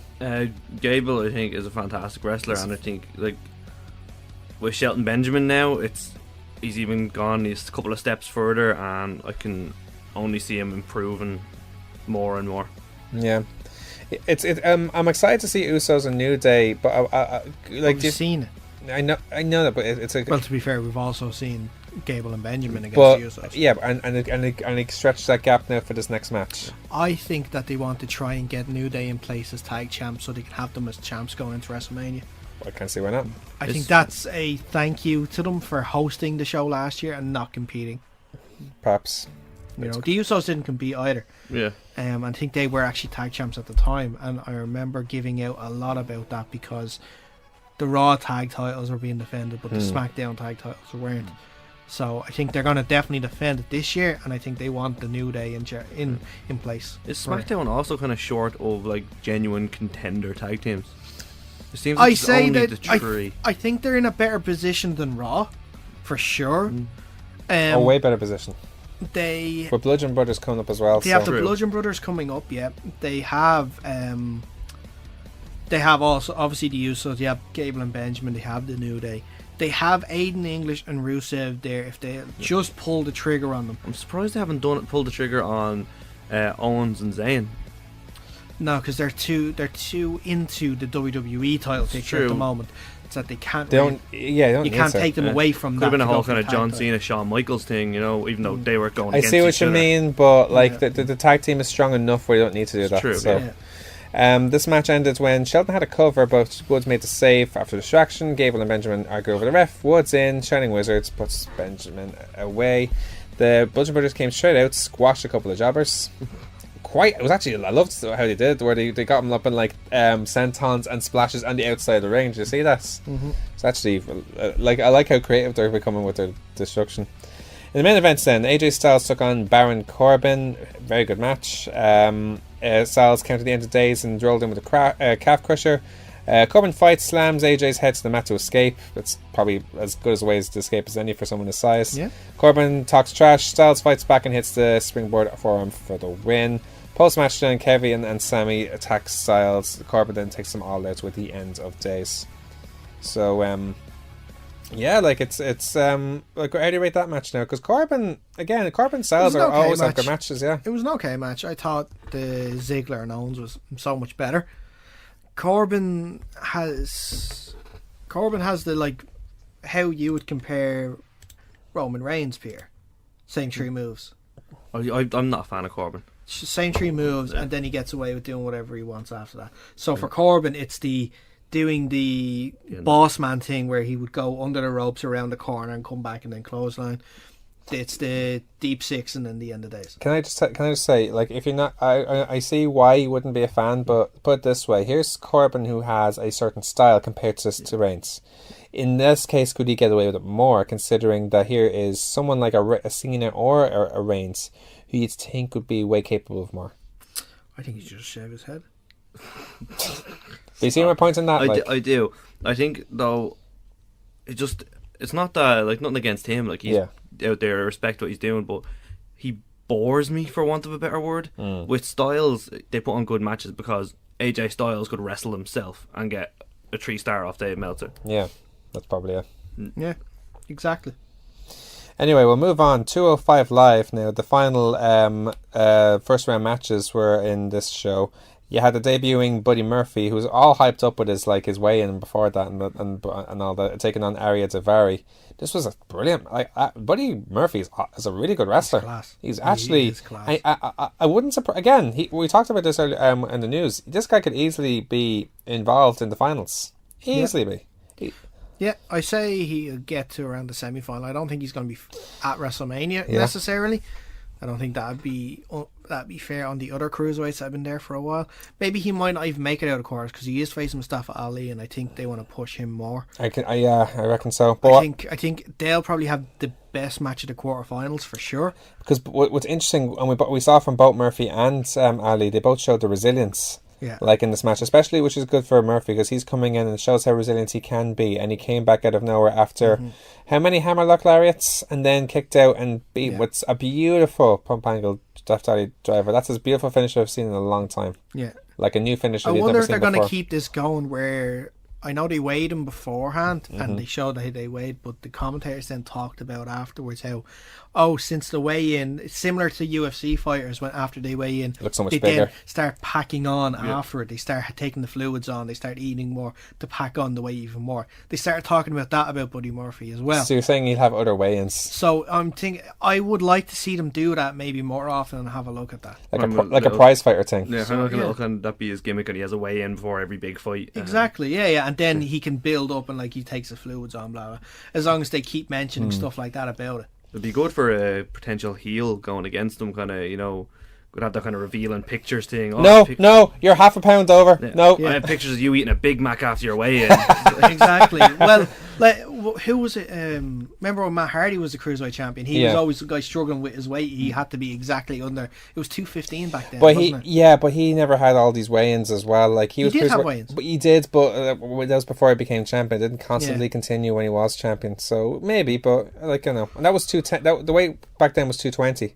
As opposed to 205, so it was a bit different back then. Just hilarious to see like someone constantly following Murphy around with scales, or some heel he's up against. Kind of before the match starts, drops a scale in the middle of the ring. It's literally the Hollies coming back. Crash with his scales. That's it. Yeah. Gran Metalik, Kalisto, and Lindsay Dorado had an enhancement match in the 6-man tag. Dorado hit the double. It wasn't a 6-man. I thought it was only just a normal 2-man tag. No, Kalisto was on. No, Kalisto was. It was a 6-man tag. I could have sworn Kalisto was just a valet for. Nope. I could have sworn. Nope. Okay. Can everyone just stop swearing, please? We can swear. Nope. I don't know. As far as I could see, it was a 6-man tag. I'm going to find this out. If I'm right, if you're right, listen. Chops. I would go ahead with that. Dorado hit a double lethal injection, and then he and Metalik then hit dives back in, and Dorado hit the shooting star press for the win. See, the way it's been presented to me here, it looks like a tag team match, but it's advertised as a 6-man tag, so While looking for that, I'll just talk about Jack Gallagher and Mustafa Ali. Tag team match. Okay, I was wrong. Knew it. Kalisto was just there at the side of the ring. I was wrong. I apologise. Chops. I excuse the chop. Jack Gallagher took on Mustafa Ali. Jack Gallagher, I like his new attire. Like, you know, like it's still gentleman. Like tighter than the attire that you wanted to see, because you wanted to see his progress one. It was his progress one. No, he was wearing more baggy pants, wasn't he? It was pretty much the same, unless he got a tighter version of one, I don't know. So, but anyway, Vince and Triple H love it tight. Oh, I sure do. Tight. But like again, tight. It was a very good match to ground the style of Gallagher against the high flying of Ali, and again it showed Ali's resilience, because it looked like Gallagher was on top of this match the whole time until out of nowhere Ali hit as like a super flips out of a superplex, hits a super kick to an DDT, and then is 054 he calls it. So he took, and again, it was a really impressive match because he was really favouring that arm from all that work he was getting on it as well. So it's good. Like so next week will be the Roderick Strong against Kalisto and Cedric Alexander against TJP. That'd be a good one. The last matches. Mm-hmm. Now, very quickly, we'll just talk about the mixed match challenge. It was Charlotte and Bobby Roode taking on Apollo and Nia Jax this week. I'll just make it very simple. Bobby battled back, hit the spine buster. Jax made the save. She attacks Charlotte. They work on top. Charlotte knocks off Jax, hits the moonsaults. Roode hits the DDT on Apollo. After the match, then Jax pretends that she likes Titus, but then runs them both down, called them all zeros, saying they ruined the match, and shoved Titus down with Apollo's help because he was just down there, like we're trying to pick up his jacket, and then hit Samoa and drop it down the book. So that's that. Next week will be Finn Balor and Sasha Banks against The Miz and Asuka. That'll be a good one. That's going to be a really good match. Now NXT, Velveteen Dream took on No Way Jose. Dream counters the pop-up punch with a drop kick. That was actually, if you saw that match, it was a class counter actually. And then the rolling Death Eye Driver followed. Dream on top, elbow drop connects and wins. After the match, he shows good fire by putting his momentum away, and then he calls out. He says that he's the man in NXT and that no one cares about Black, Asuka, or Tyler Bates. He keeps on bringing up Tyler Bates. In fact, he had a bit of a chat with him backstage, apparently. I didn't see any of this. You saw this. He was having an interview backstage. Tyler Bates goes by and he's like, well, it's alright if you want to go by the Velveteen Dream. Everybody wants a piece of the dream. You know, people come with presents for the dream. I see you don't have a lot, but I am quite thirsty. And he had a water bottle and he shoved the water bottle in Dream's face, spilling it everywhere, and then that was it. Yeah. William Regal announced that the Dusty Rhodes Classic will be coming back in 2 weeks' time, with the winner winning not just a tournament but a tag team title main event, the tag team title shots at WrestleMania weekend, so should be interesting there. Yep. Nikki Cross took on Vanessa Bourne. Nikki fired up an attack, hitting forearm strikes and hits a corner splash. Nikki on top hits the high cross and then finishes with the plurge, which is similar to the drift away, like that sort of win. So, and the main event then, Cien Almas against Johnny Gargano for the NXT title, with the stipulation that Johnny Gargano must leave NXT if he loses. It was such a good match. Like, it wasn't as good obviously as their match, but it was just as engaging. I was still so invested in this match. Like, it even had my emotions going through a roller coaster. Oh, stop! An emotional roller coaster. That suicide dive DDT, and the slingshot DDT that almost won it. Yeah. In the end, so it was Gargano hit the super kick, almost accidentally takes out the ref. Gargano then hits the Gargano escape, and Tommaso Ciampa comes out once again, attacking with the crutch. Almas takes advantage. Hamlock DDT. It's over. Yeah. And then Ciampa waves goodbye as he's up on the stage. How awful is that? Yeah. So it was so tough to watch. I imagine so.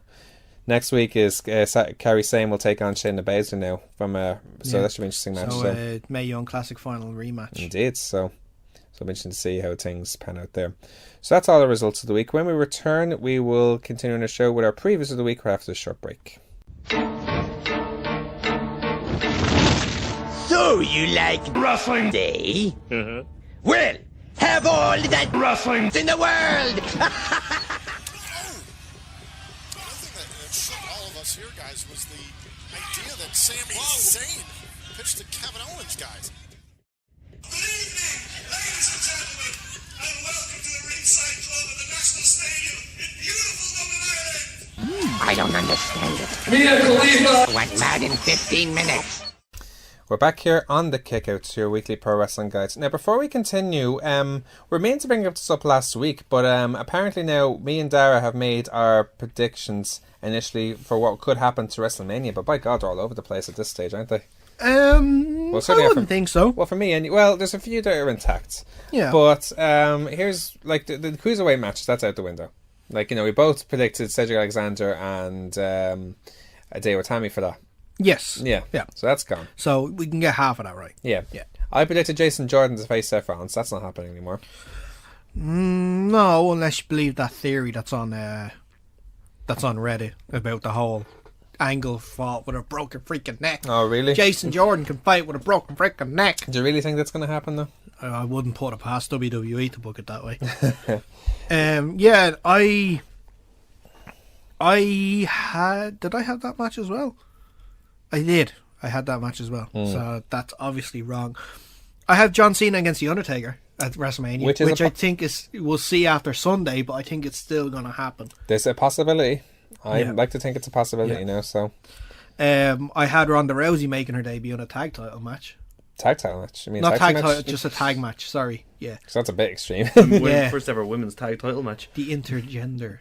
The mixed match title. I put her with The Rock against Stephanie and Triple H. Yeah. Going back to their WrestleMania 31 moment. I think I had them as... knowing that The Rock is probably not going to be able to do it, I think I picked Braun Strowman instead of The Rock. I had Braun Strowman involved in another match. And we'll get on to that match. It's the Intercontinental title. And I think they're bringing back the ladder match for the Intercontinental title.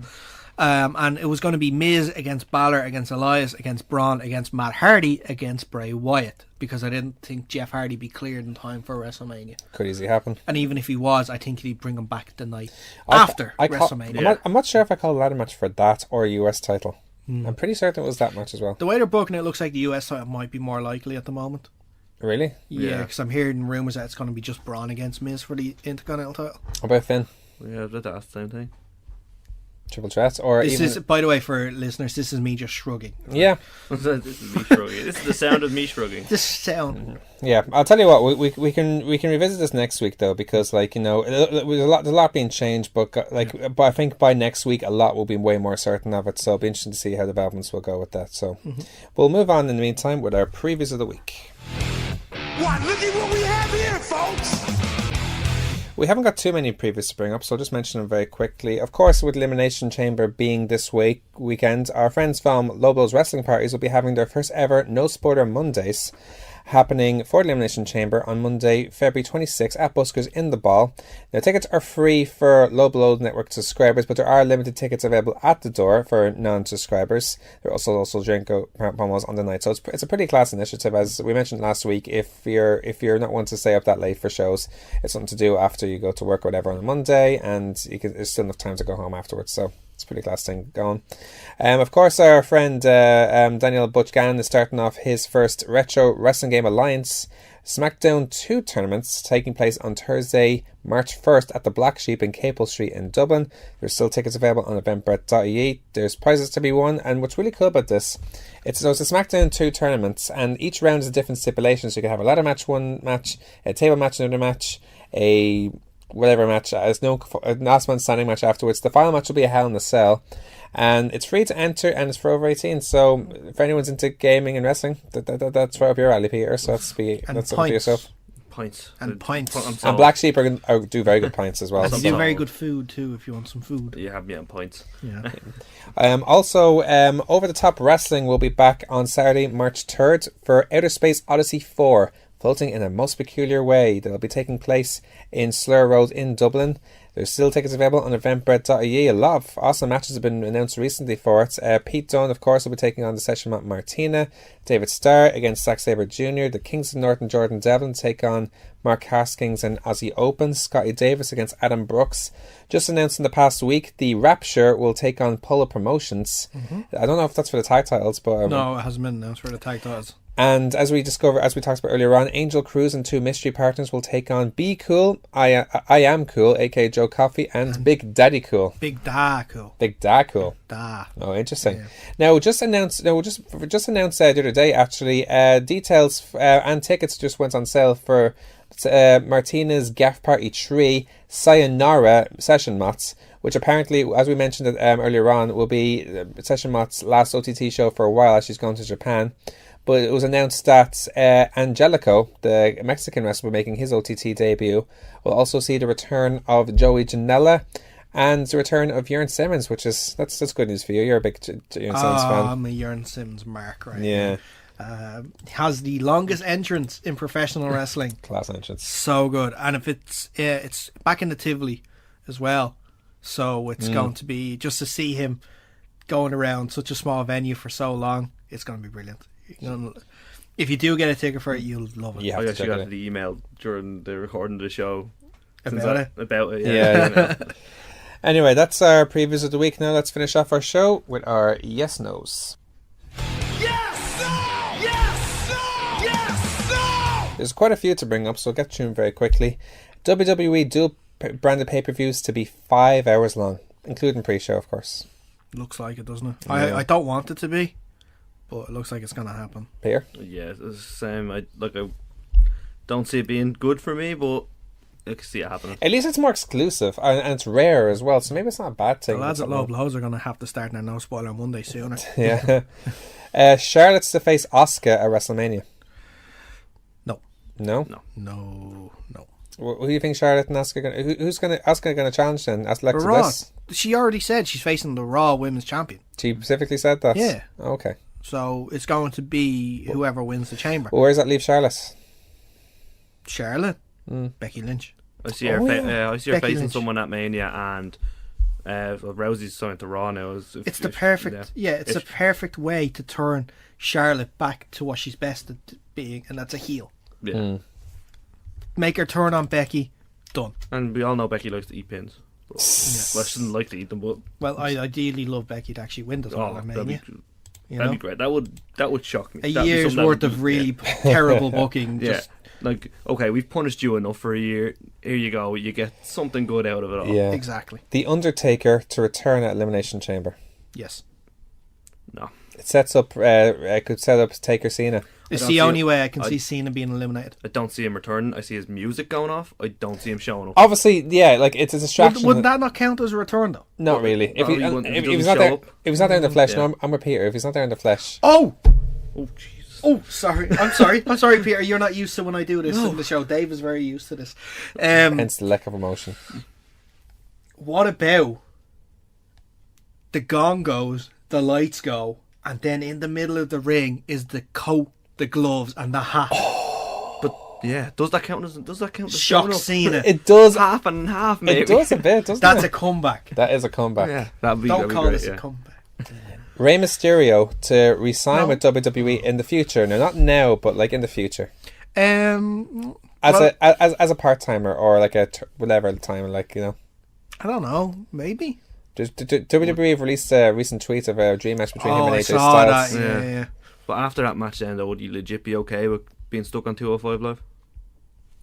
I don't think he'd I have think a at bad the thing. age that he is, the notoriety that he has, I think he can do whatever he wants. Yeah, true. And if they're making 205 Live better, as you guys have been pitching, saying Triple H's making it better. Yeah. Triple H and Adam Pearce. Yeah, maybe then where Mysterio coming in takes it to that next level. Yeah, here's a bit of a controversial one. Apollo's surname removed due to the unfortunate incidents in Florida last You week. mentioned that to me. I didn't think that at all. I just thought Vince liked the way it was just Apollo instead. Think so? Yeah.